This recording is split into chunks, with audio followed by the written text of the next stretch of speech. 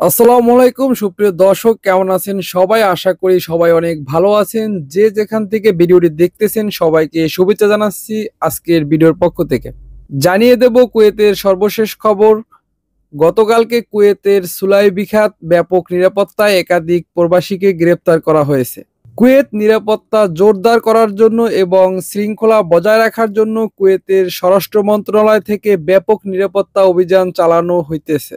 কুয়েতে আকামা আইন অনুযায়ী আপনি যে কোম্পানি বা বাসায় আকামা লাগিয়েছেন সেখানে কাজ না করে অন্য জায়গায় কাজ করা মানে কুয়েতের রেসিডেন্সি আইনকে অমান্য করা।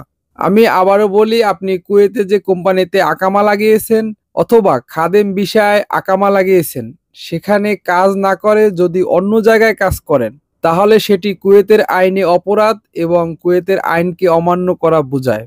এভাবে কুয়েতের রেসিডেন্সি আইনকে অমান্য করে অনেক প্রবাসী ফ্রি ভিসায় বিভিন্ন জায়গায় কাজ বা চাকরি করতেছেন, যার ফলে কুয়েতের সিকিউরিটি ফোর্সের অভিযানে অনেকেই হলুদ পেপার পাচ্ছেন, আবার অনেকেই গ্রেপ্তার হচ্ছেন। বিশেষ করে গত কয়েকদিন অনেক রিপোর্ট পেয়েছি, যারা এই ফ্রি ভিসায় চাকরি বা কাজ করেন তারা কুয়েতের বিভিন্ন জায়গা থেকে কুয়েতের বিশেষ নিরাপত্তা অভিযানে হলুদ পেপার পাচ্ছেন বা বিভিন্নভাবে অ্যারেস্ট হচ্ছেন বৈধ থাকার পরেও।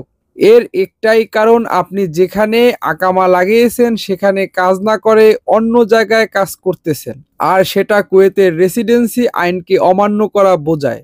কুয়েতে ফ্রি ভিসা বলতে কোনো ভিসা নেই। তাই যার যার অবস্থান থেকে সতর্ক থাকেন এবং কুয়েতের আইনকে সম্মান করেন এবং নিজেকে সুরক্ষিত রাখেন। জানিয়ে দেব কুয়েতের আরও একটি খবর। যারা কুয়েতে বায়োমেট্রিক ফিঙ্গারপ্রিন্ট সম্পূর্ণ করেছেন তাদের জন্য খুব ভালো, আর যে সকল কুয়েত প্রবাসীরা 31 ডিসেম্বর 2024-এর মধ্যে বায়োমেট্রিক ফিঙ্গারপ্রিন্ট সম্পূর্ণ করেন নাই তাদেরকে সফরের নিষেধাজ্ঞা এবং আকামা নবায়ন জটিলতা এবং ব্যাংক অ্যাকাউন্ট বন্ধ করে দেওয়া হয়েছে। আমি আবারও বলি, যারা এখনো বায়োমেট্রিক ফিঙ্গারপ্রিন্ট দেন নাই তারা বাংলাদেশ বা অন্য দেশে যাবার জন্য কুয়েত থেকে বের হতে পারবেন না, যেতে পারবেন না। এবং যারা অলরেডি বাংলাদেশের ছুটিতে গিয়েছেন, বায়োমেট্রিক ফিঙ্গারপ্রিন্ট সম্পূর্ণ করেন নাই, তারা যখন কুয়েতে রিটার্ন করবেন কুয়েতের এয়ারপোর্টে আপনার বায়োমেট্রিক ফিঙ্গারপ্রিন্ট সম্পূর্ণ করে তারপরে আপনাকে কুয়েতে এন্ট্রি করতে সুযোগ দিবে। তবে এখনো 1,81,000 প্রবাসী বায়োমেট্রিক ফিঙ্গারপ্রিন্ট সম্পূর্ণ করে নেয়। সো যারা বায়োমেট্রিক ফিঙ্গারপ্রিন্ট সম্পূর্ণ করে নেয় তারা অতি দ্রুত অ্যাপয়েন্টমেন্ট জমা দিয়ে বায়োমেট্রিক ফিঙ্গারপ্রিন্ট করে ফেলুন, কেননা বায়োমেট্রিক ফিঙ্গারপ্রিন্ট না করলে সফরে যেতে পারবেন না, এমনকি বাংলাদেশেও না, এবং কি ওমরা করতে সৌদি যেতেও পারবেন না। মূল কথা, আপনি ফিঙ্গারপ্রিন্ট সম্পূর্ণ না করে কুয়েতের বাইরে কোথাও যেতে পারবেন না। এবং যারা কুয়েতের বাইরে আছেন, কুয়েতে ঢুকতে হলে এয়ারপোর্টে বায়োমেট্রিক ফিঙ্গারপ্রিন্ট সম্পূর্ণ করে তারপর কুয়েতে ঢুকতে পারবেন। জানিয়ে দেব কুয়েতের আরো একটি আপডেট খবর। কুয়েতে যারা গাড়ি চালান তাদের জন্য এটি একটি সতর্কমূলক বার্তা।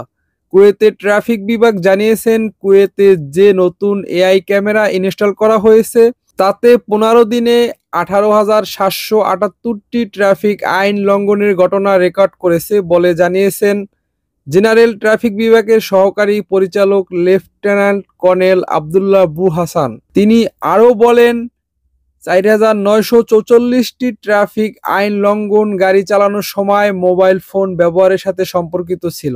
এআই ক্যামেরাগুলি চালক এবং সামনের সিটের যাত্রী উভয়ের জন্য সিট বেল্ট পরছে কিনা তা পর্যবেক্ষণ করতে পারে এবং সহজেই গাড়ির মালিকের বিরুদ্ধে আইন লঙ্ঘনের অ্যাকশন নিতে পারে। তো যে সকল প্রবাসী ভাইয়েরা কুয়েতে গাড়ি চালান, অবশ্যই গাড়ি চালানোর সময় মোবাইল ফোন ব্যবহার করা থেকে বিরত থাকুন এবং সর্বদা সিট বেল্ট বেঁধে গাড়ি চালাবেন।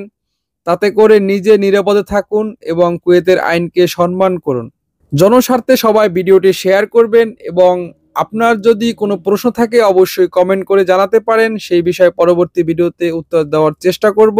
সবাই ভালো থাকবেন, সুস্থ থাকবেন এবং আপনি যদি প্রবাসী হয়ে থাকেন তাহলে চ্যানেলটি সাবস্ক্রাইব করে আমাদের সাথেই থাকবেন। আসসালামু আলাইকুম।